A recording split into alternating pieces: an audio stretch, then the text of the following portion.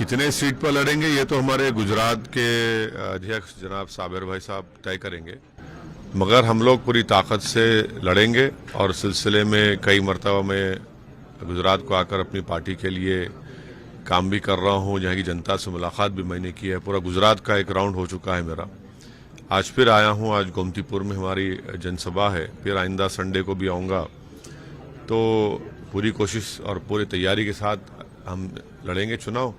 Number जो है वो चुनाव से पहले हम गुजरात के हमारे अध्यक्ष जनाब साबिर भाई साहब आप बताएंगे।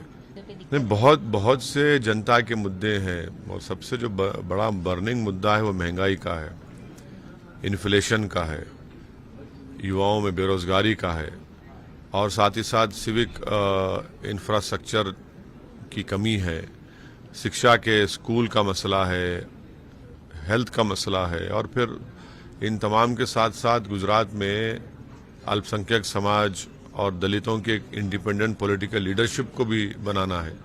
तो ये सब मुद्दे रहेंगे। मेरा मानना ये है कि आप में और बीजेपी में कोई फर्क नहीं है। अब कांग्रेस का तो आप देख लीजिए, उनके 17-18 विधायक जीतकर भाजपा में भाग गए। तो आज जनता ही देख रही है कि वोट उनको क्यों दें जब वो वोट लेकर भाजपा में भाग जाते हैं।